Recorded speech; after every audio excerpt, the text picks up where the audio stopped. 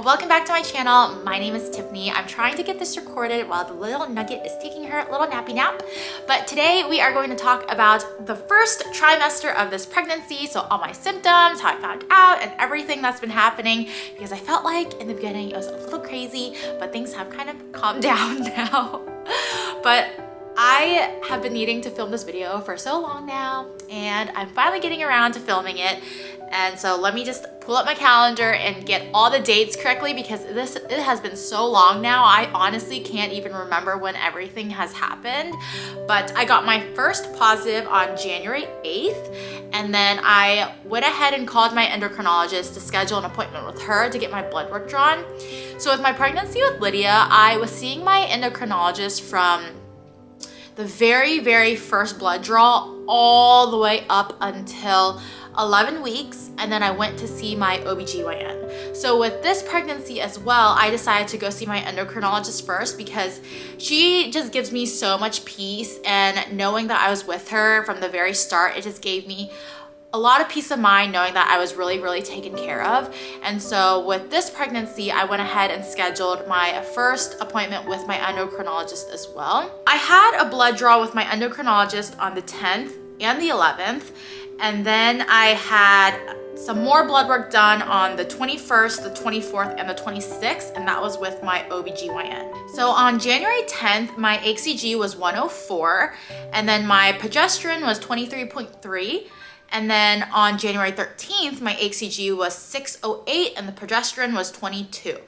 I went ahead and asked my endocrinologist if I could go ahead and be put on progesterone again, because I was on progesterone when I was pregnant with Lydia, and it just was very calming knowing I was doing everything I could to prevent anything bad from happening. Even though you can't really prevent anything from happening, it was more of like a mental thing for me knowing that I was on progesterone.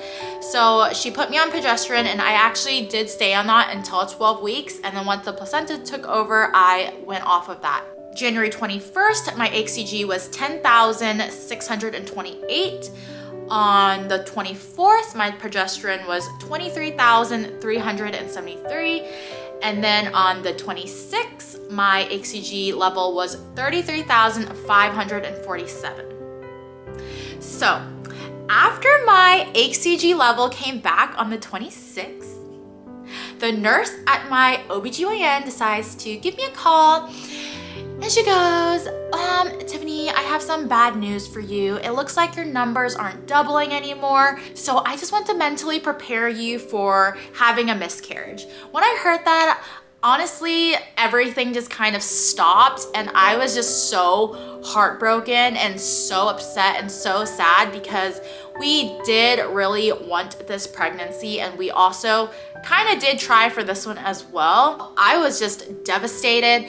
And then she was like, your numbers at this point in time, I was only 6 weeks at that point. She was like, they should still be doubling. And because your numbers didn't double from 23,373 to the 33,547, then that wasn't a good sign. I decided to call my endocrinologist, because she is my go-to doctor. Like, I just trust her with basically everything. I gave her a call, and the nurse picked up, and I basically asked her if she could talk to the endocrinologist and see if my numbers were okay. I told the nurse my numbers from the 21st, the 24th, and the 26th, and I just asked her like how that looked, and she was like, okay, let me ask the doctor and I'll give you a call back. So basically she gave me a call back, and she was like, the doctor isn't worried about your numbers. She said that the increase is looking great, and she actually said after your numbers hit 6,000, they start to plateau. So because my numbers were already at 33,000, it was like already basically set at that point. So I was really relieved, but I was so mad at the nurse at my OB for telling me I was going to miscarry. Like, I can understand being cautious, but she literally told me straight up to not be hopeful and that I was going to miscarry.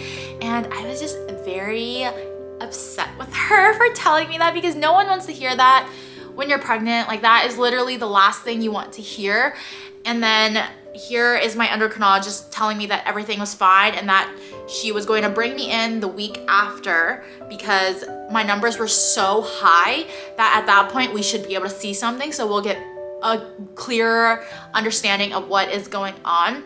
But she basically said once your HCG reaches 10,000, it's high enough to the point where you should see the fetal pole, the yolk sac, and the heartbeat. So with my numbers being 33,000, there should definitely be something. So my first ultrasound appointment with my endocrinologist was on February 1st. At that point, I was around 7 weeks pregnant, and I go into this ultrasound so scared because I still have what the nurse said in the back of my mind that I was gonna miscarry, because that's not something you can kind of just, whoosh, you know, like just brush off completely. And then we go into the ultrasound, we look at the little baby, and everything is fine. Little baby Nugget is growing beautifully and right on track. So my due date is on September 20th, so I don't have much left to go. I'm currently 22 weeks pregnant as I'm recording this video, I know.